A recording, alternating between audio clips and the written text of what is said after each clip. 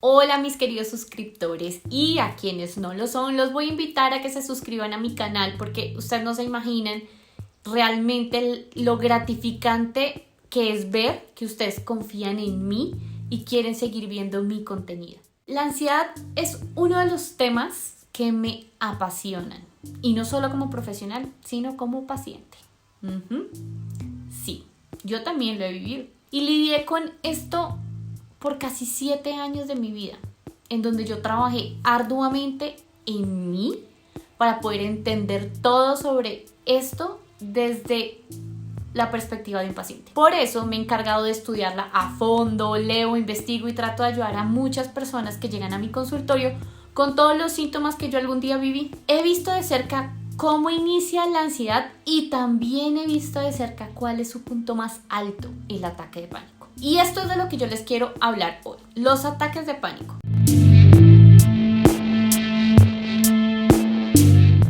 Primero que todo vamos a hacer una breve explicación de qué es un ataque de pánico y después vamos a tratar de recorrer diferentes aspectos que lo caracterizan. Y al final les voy a dar algunos puntos básicos de cómo hacerle frente. Lo primero que tenemos que tener en cuenta es que un ataque de pánico no es igual en todas las personas. Precisamente porque hay una diferencia individual en la reactividad biológica, ya que pues esto es fruto de un aprendizaje. Por ahora lo que se sabe es que los ataques de pánico son orgánicos y hablamos de aprendizaje porque las investigaciones apuntan a que en estas etapas tempranas, en donde tenemos contacto con experiencias desafortunadas, nos marcan como una ruta en donde aprendemos respuestas a la ansiedad y por lo tanto pues va a aumentar la intensidad de las crisis en este momento presente. Normalmente las personas tratan de identificar la causa y aquí precisamente es donde no está la respuesta. No se libera de un ataque de pánico pensando en qué lo origina. No funciona así, ya que el origen del problema no siempre es el mantenedor en la actualidad, o sea, en nuestro presente. Es decir, que en vez de pararnos a ver cuál es la causa, enfoquémonos en los disparadores o en lo que lo activa y en lo que mantiene un estado de ansiedad en tu presente. Dentro del origen del problema podemos identificar algunos acontecimientos que han sido estresores. No siempre son negativos ni se asocian con la crisis, pero cuando estamos viviéndolo, cuando lo estuvimos viviendo, no teníamos recursos suficientes psicológicos para hacerle frente. Pueden ser cosas que para otros no son negativas. Por ejemplo, cuando tienes una mudanza y eres un niño, cuando nació tu primer hijo, cuando tuviste tu primer trabajo, bueno, etcétera, situaciones parecidas. Lo que quiero decir es que todos pasamos por esos acontecimientos y si no lo vivimos bien, queda marcado para nuestra vida y le vamos a prestar bastante atención a lo negativo de ese momento. Entonces, las crisis nos dan cuando hemos estado expuestos a muchos factores estresantes. Esos factores estresantes aparentes que nos han llevado a experimentar de nuevo esta sensación. Y aparece la crisis cuando la persona o el paciente está en calma. Bueno, sabiendo esto, me gustaría contarles también algunas cosas como por ejemplo algunos patrones de conducta que permiten llevar a una persona a la ansiedad. Por ejemplo, formas de pensar muy determinantes en preocupaciones y anticipaciones.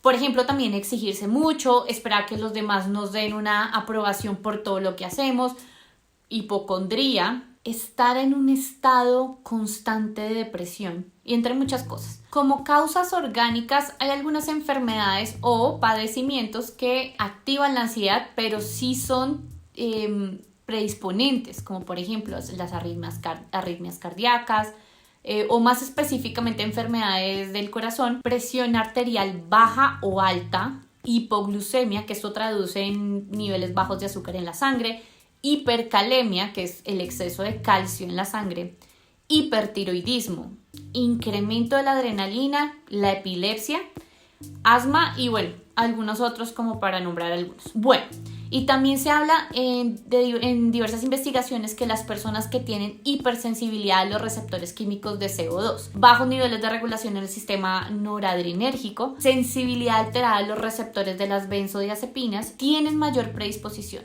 Pero esto se lo dejamos a nuestros colegas expertos, a los médicos psiquiatras. Entonces, ya sabemos que las crisis de pánico pueden tener un cúmulo de elementos que la predisponen, y unidos a una situación donde se experimentó la crisis, podemos decir que los ataques de pánico se aprenden y por lo tanto tendrían la posibilidad de repetirse, así la experimentación sea negativa. Los elementos que aparecieron en esa crisis se van a convertir en estímulos que a largo plazo tendrán la capacidad de provocar la ansiedad, porque se asocia con ese momento vivido. Entonces, estos elementos no pueden mantener una crisis de ansiedad, pero lo que sí es un mantenedor es la idea que nos hemos creado de que todas las crisis son muy malas y que pueden llevarnos a sentir fatal o que son peligrosas. Ese es el verdadero mantenedor. En el ataque de pánico aparece algo, y es que muchas personas hacen las cosas y no se dan cuenta. No se dan cuenta con la urgencia de resolver rápidamente y sentirse muy tranquilos. Y por supuesto esto no va a ayudar en lo absoluto al problema.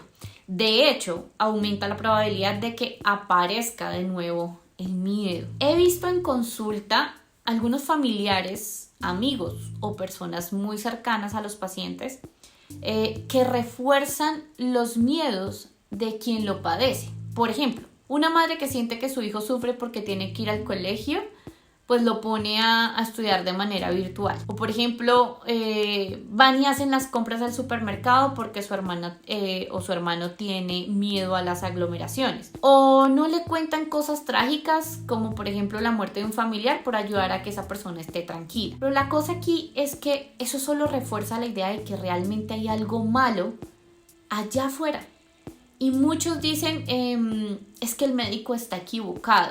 Yo sí tengo un tumor y no me lo han podido detectar. Lo he visto en profesionales de medicina, por ejemplo, que pasan a los pacientes de profesional en profesional buscando como esa aclaración orgánica, y pues esto refuerza la incertidumbre y constituye un bucle que nunca acaba. Como un tipo de reforzamiento negativo está, por ejemplo, lo que muchos pacientes se anticipan por un pensamiento como el que me voy a sentir mal, prefiero entonces irme a vivir a un apartamento cercano al hospital por si tengo que salir corriendo. Esto como técnica de control, y como sé que yo lo tengo bajo control, la ansiedad baja, disminuyendo la capacidad de, con sus recursos, hacerle frente a los ataques de pánico. Entonces, en resumen, para ir avanzando, las crisis se presentan por el pensamiento anticipatorio y se relacionan estrechamente con una serie de conductas de evitación, y que en la medida que la persona que lo padece se enfrente varias veces a ese miedo,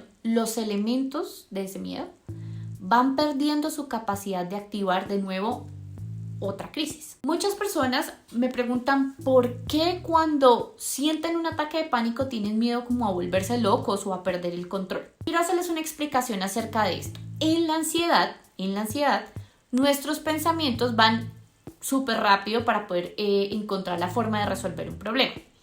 En las crisis de pánico no hay absolutamente nada que resolver. Entonces nos volvemos súper hipervigilantes, no a la situación en sí, sino en lo que nosotros estamos sintiendo.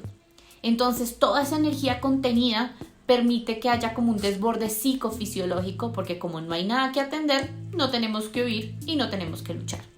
Entonces aquí es donde nos volvemos muchísimo más controladores. No perdemos ningún detalle precisamente por no escapar de esa realidad a la que nosotros nos queremos aferrar. Aquí cabe mencionar algo. No vas a sufrir ningún tipo de esquizofrenia por un ataque de pánico, por favor. Ay, me encanta aclarar esto. Por otra parte, también he escuchado sobre el miedo a morir. Sí, vas a morir, todos vamos a morir, pero no de un ataque de pánico. Ninguna investigación ha hablado de alguna muerte por un ataque de pánico, a menos que pues existan otros factores que estén involucrados, como por ejemplo, no sé, una afección cardíaca, lo que sea. De hecho, todo lo que te puede llevar a la muerte tiene tratamiento, Y hay muchas personas que conviven con diferentes patologías por muchísimo tiempo. La cosa aquí es que no se ha registrado ninguna muerte por un ataque de pánico. Punto final. Voy a morir ahogado, me decía un paciente por teléfono al atenderlo en una crisis de pánico. La verdad es que no. ¿Qué pasa cuando sientes que no puedes respirar bien y que el aire solo te llega como hasta acá? Bueno, respirar es vital, claramente. Respirar es un equilibrio entre oxígeno y anhídrido carbónico. Hacerlo de forma corta y poco profunda disminuye los niveles de oxígeno y elevan los niveles de anhídrido carbónico, lo que hace que se pueda activar el sistema nervioso simpático, lo que llevará a tener pues lo que todos oímos como hiperventilación. La hiperventilación la necesitamos cuando estamos frente a un peligro real, porque nos permite que nuestros músculos reciban suficiente oxígeno y podamos huir o luchar, la respuesta a la ansiedad. Entonces, aquí la práctica es poder llevar esa respiración a por lo menos 10 veces o 14 respiraciones por minuto para regular esa respiración. Entonces, cuando un área del cerebro detecta que hemos disminuido esos compuestos químicos en nuestro organismo, reduce el impulso de la respiración.